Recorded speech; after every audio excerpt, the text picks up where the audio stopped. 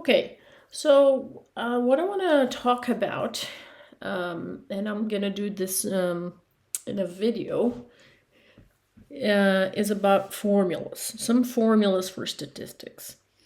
This in the past, I gave this part of the content in person, but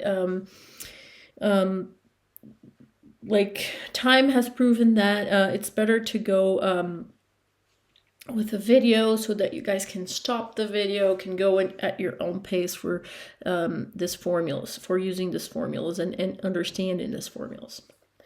So these formulas come from definitions, theories, and everything. The mathematicians came up with these formulas, and obviously we're not going to go through like how they come to be, but we need to understand how to use it. Okay, so first of all, we learned that random variables, they give numbers to our outcomes, right? They assign numbers to a particular experiment's outcome that we're dealing with, and they can be discrete or continuous. We learned that we can come up with new variables from a particular variable, right? So through operation, through an equation, right? And we also learned that this random variables can be independent, and we learned that there's a particular random variable that is very, very important. That is the Bernoulli trials. Okay, the Bernoulli random variable. So the formulas for statistics is given knowledge of some statistics, you can calculate other statistics. Okay. So let me go through this, right? So suppose that you have x, a random variable, and you know that you're creating a new random variable, y equal to ax. Okay. And a and b are real numbers, so this is our coefficients, right? So if you want to calculate the expected value of your new variable, and you have the expected variable for the expected value for your original variable x, you can use this formula here. Okay, so the expected value of your new variable will be the expected value of the equation of your new created value variable. Okay, and if this is linear, as we already saw, that linear equations are given by this formula, ax plus b, then you can carry out this calculation by having a kind of going outside of the brackets, multiplying the e of x, all right, and then summing up to b. So let's go slow and break this down. Let's do an example so that we can understand. Let's say that I'm creating a new y, and my y is given through this formula here. Okay, so y is a new random variable, and it has a linear equation. Okay, so my little a is 3, and my little b turns out to be 1. Okay, and I also know that the expected value for x is 2. Okay, so if I want to calculate the expected value of y, one alternative would be to do the PDF of x, right? Then from that, derive the new PDF for y, okay? And then calculate the expected value by doing y times the probability of that being. okay? The sum of that. This would be the expected value of y, okay? But this is the beauty of these equations. I don't need to to do all of these steps. If I know the expected value of x, I can derive the expected value of y automatically. So the expected value of y will be the expected value of 3x plus 1 because y is 3x plus 1. And here are the rules for calculating this. The coefficient that multiplies x gets out of the brackets, and you're left with multiplying e of x, and the b also gets out of the brackets. Okay, so let me get rid of this part here so that you don't need to do this. So look at this. This is the rule, because the expected value is this. It has some properties as an operator. We don't need to go there and analyze this math, like deep math. But in the end of the day, the coefficient gets out of the bracket, multiplying, right? Because it multiplied before, right? So it multiplies, and here's a multiplication. Let me put a dot as the multiplication so that you don't think it's x. And the 1 also gets out of the brackets, okay? So in the end of the day, you don't need to undergo all that steps to find the PDF and then calculate the expected value of y. You can directly do 3 times. What's the expected value of x? 2 plus 1, so this is 7, okay? So this formula applies to all of these kinds of linear variables. When you generate a new variable using a linear equation, you will always be able to calculate the expected value of y using the expected value of x, okay? So let's do another example, just so that we can understand better. Y is equal to 5x plus 2 over 3. Okay, so this is a linear equation, okay? And I am asked to find the expected value of y, and I know that the expected value of x is 1. Okay, let me put this 2. It'll be easier to do the, okay, 2. Oops, sorry, not this pen, this pen. Okay, 2.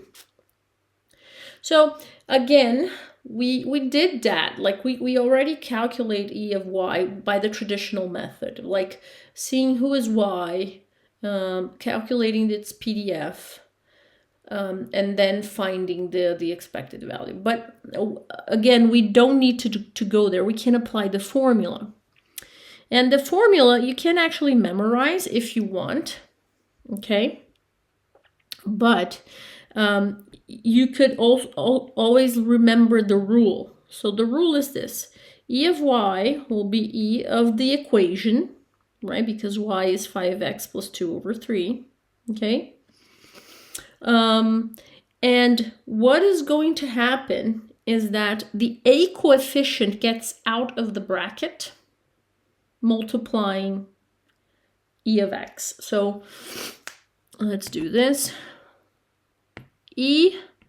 Let's get this equation in the form of ax plus b. So I have 5/3 multiplying x plus a 2/3, right? This is the same thing, okay? Because when you have the same denominator, you can sum up the numerators. Okay, so this is the same thing. And now I know that, again, you don't need to remember the formula. What you need to remember is that this coefficient gets out of e. So it gets out of e multiplying the e that is left, that's just x now. And this term gets out of e summing up. Okay? So if you remember these rules, you don't have to kind of memorize this equation. And there you go. You don't need, like, it's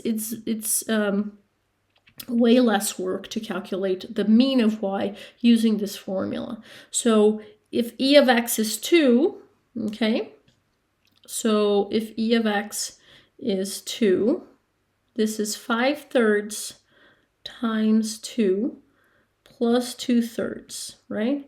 In the end of the day, this is equal to, so 10/3 plus 2/3, that's 12/3. 12/3 is 4. Okay, so it's a very useful formula. And it really, really, really helps us to save some time, okay, to calculate the mean of newly created variables that are linear, okay, that have a linear relationship to my original one. So this is the first formula. Okay. Actually, you can act, and the second formula is kind of the same as the first, which is this big formula here. Okay. Let's think about what it's saying, but it's actually it's kind of the same. It's just a generalization of the first one. So e of y, it's we're saying that the e of y is actually, if this y is given by a linear equation of several different random variables plus a number, the same rule applies. The coefficients will get out of the multiplying the expected values, and b will get out in the other side. Okay. So just to be like to have a better view of this, I'm going to clean up this slide so that we can concentrate in this second rule. Okay, second equation. So what happens is sometimes you're creating a variable that is actually a linear combination of other variables. So y is actually, for example, 3x times x1 plus 4 times x2 plus, I don't know, 3. Okay?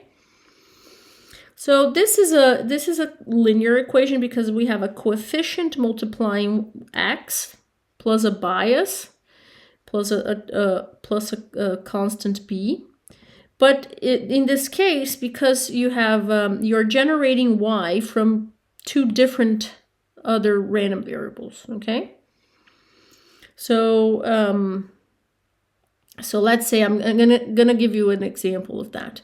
Let's say that you're creating a random variable that is it's the severity of having a severity score for having diabetes, and this is your weight and this is your height. Okay, so we have a formula, okay, that depends on two axes, but it's a linear formula. Why? Because you have kind of this equation here, right? But this is not a single x. This is you will have a coefficient for x1, right? And a coefficient for the second x, and then a bias. Okay. So you kind of generalize the formula. All right. So if I have that, again, you could create the PDF of y and then calculate the expected value of y. But you don't need to. Okay, this is the thing. You don't need to. You can, if you have the expected values of x1 and x2, you can just apply what we learned as a rule, right? So what's going to happen? Well, the coefficients that are multiplying the x's will get out of the brackets, multiplying the expected value that is left, okay, of the original variables.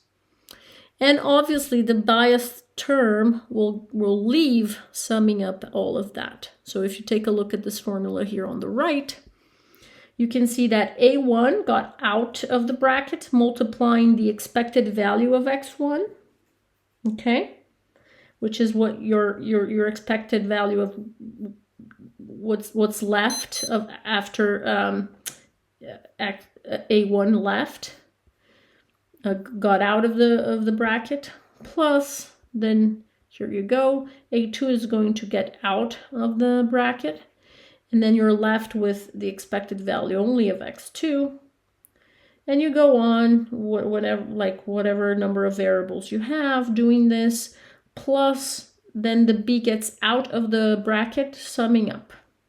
Okay, so let's do this example here where we have a y equal to 3x1 plus 4x2 plus 3. Again, you can memorize the formula, but we can also remember these rules. So what's happening here? Well, A1 is 3, and it's going to get out. So, okay, let's begin from the beginning. So let me get a blue color. E of y will be equal to the E of that formula, which is 3x1 plus 4x2 plus 3, okay? So what is going to happen? 3 is going to leave the bracket, multiplying what you're left with, which is E of x1, plus 4 will leave the bracket, right? And then you're left with E of x2. And 3 will leave the bracket, but 3 is the biased term, is the coefficient that's not multiplying a variable, but it's summing up. So you leave summing up everything, okay? And again, if you have the values of E of x1, let's say 2, and E of x, and E of x3, E of x2 equal to 1, for example, you don't need to draw the PDF to derive the PDF and then do the expected value of this new variable. You can directly calculate using the formula. So 3 times the expected value of x1 is 2, plus 4 times the expected value of x2 is 1, plus 3. So this is equal to 6 plus 4, 10, plus 3, 13. Okay? So this is another example of using these formulas. All right. Now let's go and analyze the third equation. Okay. So I'm going to get rid of the annotations. The slides are saved in the presentation, so don't worry.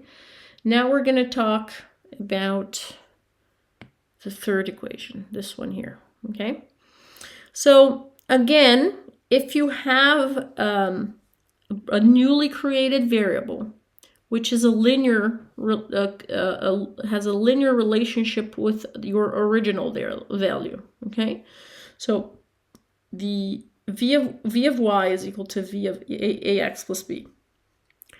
When you want to know the variance of y, again, you could do the PDF of y, you could do the PDF of x, and then you could derive the PDF of y, and then you could calculate the variance, right? And if you remember the formula of the variance, it's like this, okay? This is one of the formulas for variance. So times the probability of it, obviously. So it's lots of work. But if you have the variance of your original variable, v of x, you can directly calculate v of y, okay, so through this formula. And what's the rule? When we're talking about, you can memorize the formula or you can remember the rule. When you're talking about variance, the coefficient gets out of the formula, just as in the mean and just as in this expected value, but it's squared, okay? Because of the formula variance, if you look back at the material, you'll see that the variance has a square there. So I mean, I'm not showing you why, but this is how you do the formula, okay? And when we're talking about variance, the b gets lost, okay? So let's do a example. Say that I created a y that is 5x plus 2, okay?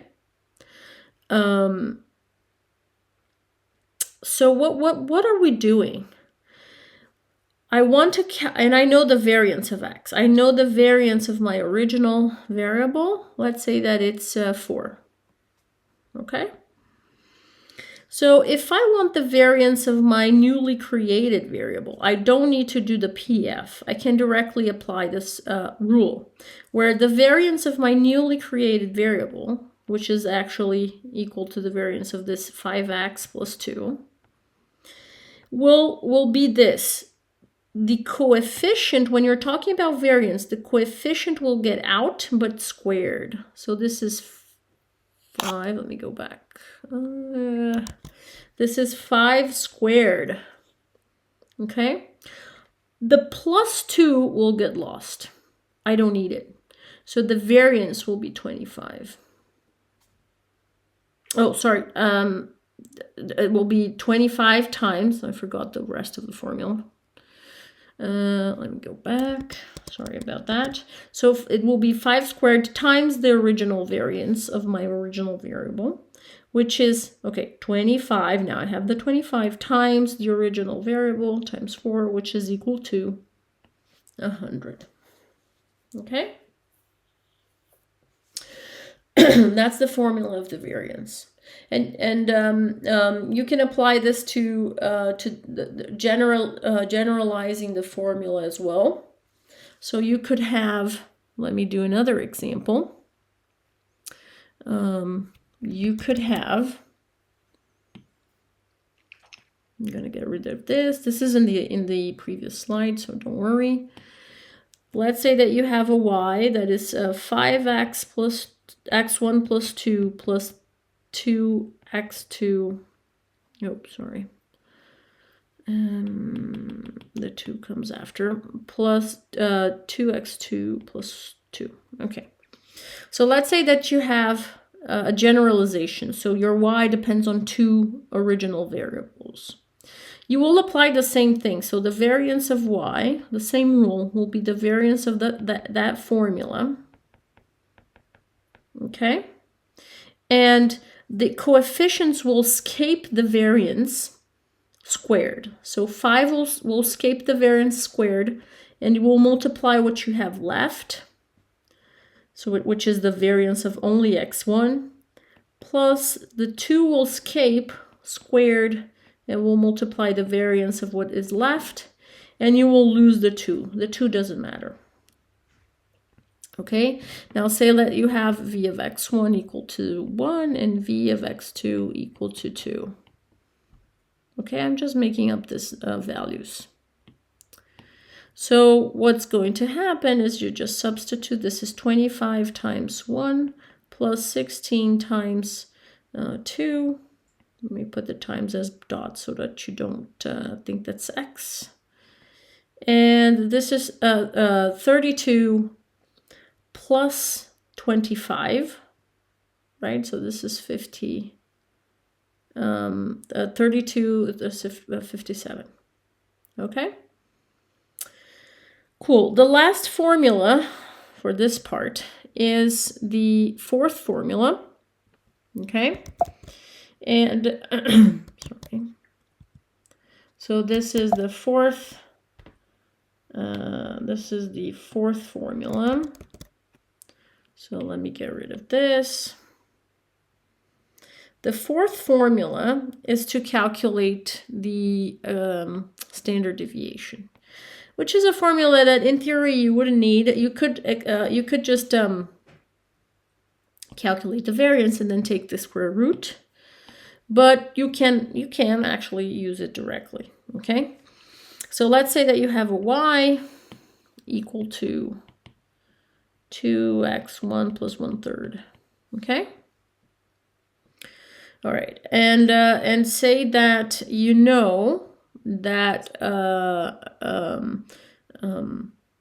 oh, let me do this. Let me do another example, a better one. Let me do y is equal to minus 3 x1 plus 1/3, 2/3. Okay. So let's say that you have the standard deviation of the original variable. So the standard deviation of x1 is equal to 5/3. Okay. So you could do the PDF for y, then calculate the variance, then take a square root to find the standard deviation, or you can use a formula where, again, you can memorize or you can reason. When we're talking about standard deviation, the rule is this: the coefficient will get out of the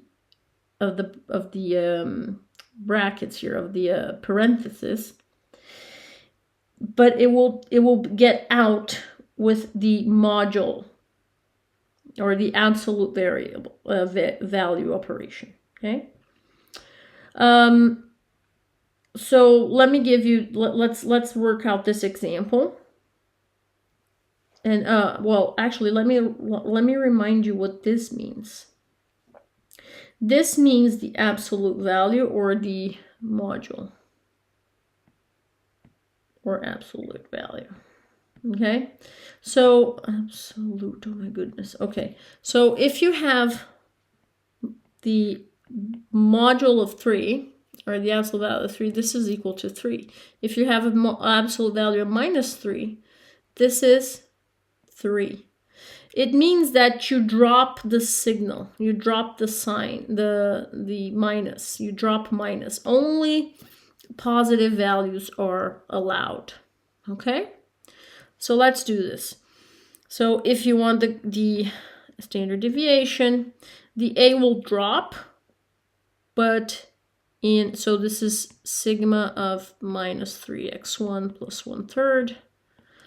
So the minus 3 will get out of the parenthesis, but in module. So module of minus 3, okay, times what you're left with, which is the standard deviation of x1, plus, oh, this gets lost, okay, also. Because in the variance it gets lost, it's natural that the bias term also gets lost in the standard deviation, okay? So what is the module of minus 3? It's 3 times the original standard deviation, which is 5/3. So this is equal to 5. Okay, and this generalizes as well. Okay, cool. So this is how to calculate standard deviation. So standard deviation, variance, and expected value of linear, new formed linear variables, right? So variables that you form by doing a linear relationship to an original value. Okay. Now, there are some formulas that are very important when we're talking about the repeated trials, right? So what we call the Bernoulli random variables. Okay, so just to recap, we can have an x variable that represents the number of successes, okay, on n trials. Okay, and so this could be, let's say, 5 trials. So I can have 0 success, 2 success, 1 success, 2, 3, and 4 or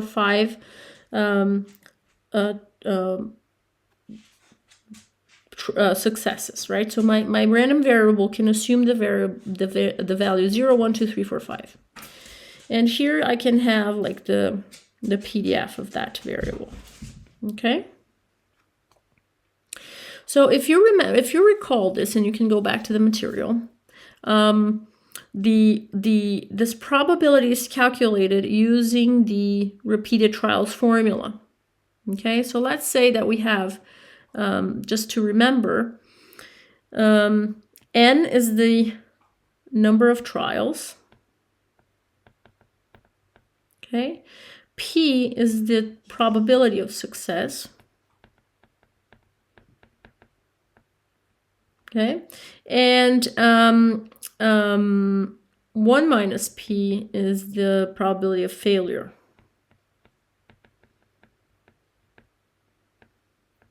Okay, so if you remember, this PDF was calculated like this. To calculate the probability, I want to put this a little bit lower. Like, give me some space here. Okay, so now it's good. So this will be, the formula is this. In 5 trials, I choose 0 to be successful. So the probability of success, let's put some numbers here. It's 0.6. And the probability of failure is 0.4. So the probability of success will repeat itself 0 times. And the probability of failure will repeat the rest, so 5 times. Okay. Then what's the probability of having a 1 success? Well, I choose 1 in 5 trials to be successful. The probability of success will appear once, and the probability of failure will appear the rest of the times. Okay, so this is the PDF.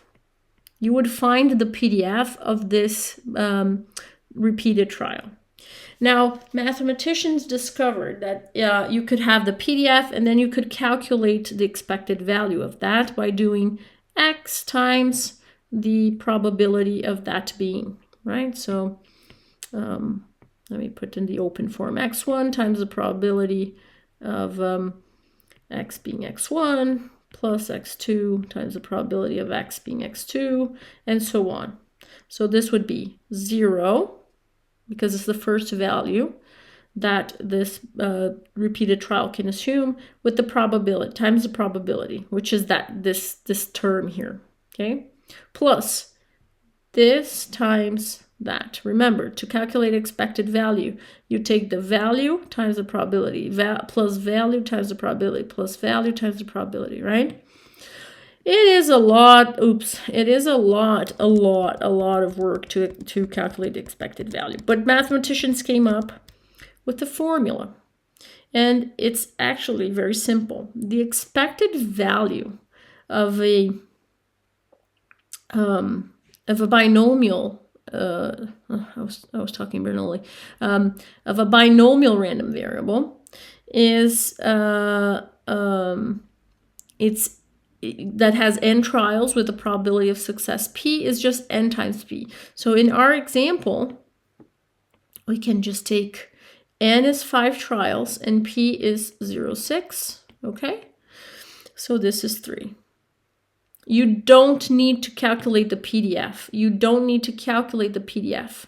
If you know the number of trials and the probability, you can directly find the expected value.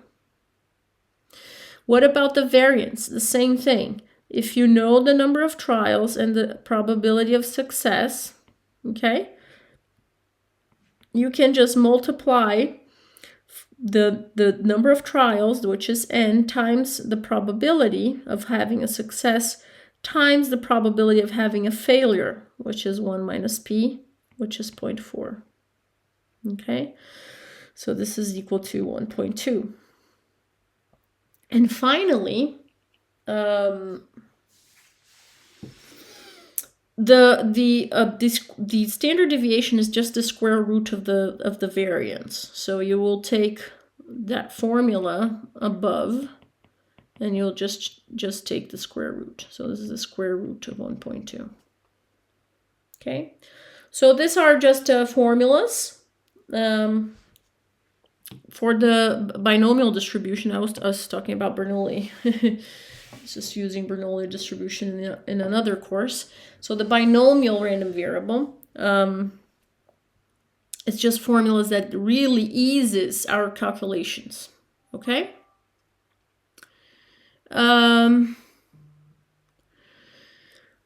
So let's finalize this with the last three formulas.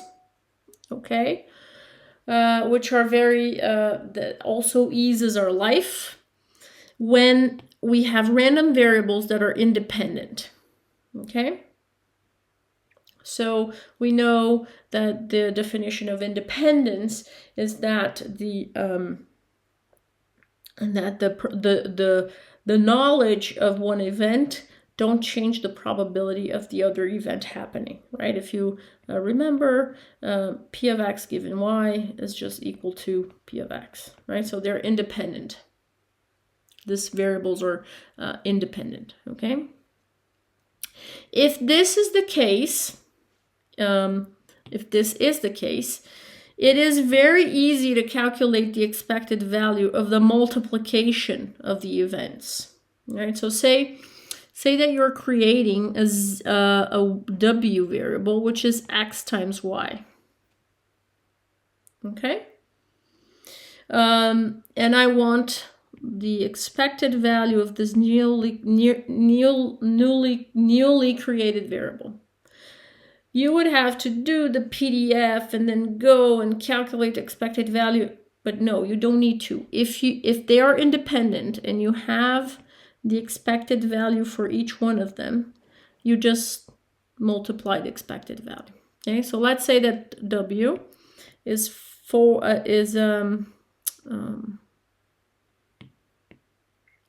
x times y, and the expected value of x is 2, and the expected value of y is 4. Okay, so I know I don't need to construct anything. I know that the expected value of their multiplication will be 2 times 4, which is 8. Okay. The other very useful formula is that if they're independent, the variance is just the sum of the variances. Okay? So if you have a variable w that is x plus y, that you're forming that is just x plus y, okay? The variance of w is actually the variance of x plus y. And thank God this formula is simple, where you just sum up the variances. Okay, so let's say that the variance of x is 1, the variance of y is 2. In the end of the day, this will be 1 plus 2, 3, equal to 3. Okay, and if they're independent, the variance is also if they're if you have an independent variable, if x and y are independent and you form a w that is ax plus y plus by, meaning that this w is actually a linear equation of a and y, the same rule apply, right? So we're talking about variance of w is the variance of that equation. Say, let's just give numbers to this. This is 3 and 2. So this is 3x plus 2y. And so 3x plus 2y. This is just the same as before. When we're talking variance and it's linear, we take out the coefficients squared and forget the bias. Well, I don't have bias here, but I forget the bias. So 3 squared with what we're left plus 2 squared with what we're left. And this will be 9 times v of x plus 4 times v of y. If you know these values, and let's say that they are 1 and 4, you just have to sum that up. So 9 times 1, this is 9, plus 4 times 4, which is 16, this is 25. Okay? All right, so just as a recap, let's do a brief recap of what we saw. And we saw a set of equations that allows us to calculate the linear relationships, the expected value of linear relationships, okay? The variance and the standard deviation of linear relationships, okay? Every time I talk about linear relationships, A gets out. In the case of expected value, it gets out. You're left with what you have, and the B gets out as well. When we're talking variance, the A's get out squared, and you have to multiply what you're left with, and the biases are actually disregarded. And we're talking variance, the A gets out of the equation with the module, okay, and B is disregarded. Then we saw that there's some formulas for the binomial distribution, okay? The expected value is just n times p. It's the number of trials times the probability of success. The variance is n times p times 1 minus p, which is the trials times the probability of success times the probability of failure. The standard variation, the standard deviation, oh my god, brain fog. The standard deviation is just the square root of n times p times 1 minus p. So it's just the square root of the variance, okay? And finally, we saw that when they're independent events, if you're forming a new variable, which is the multiplication, you can then just multiply out the expected values. If they are linear, if the variance is linear, you just can sum up the variances, okay? And if they're linear with coefficients, the coefficients will get out squared as well. So it will actually be the same applications here. All right. So that's it. This are formulas. So take a look at this, and I'll leave some exercises for formula applications.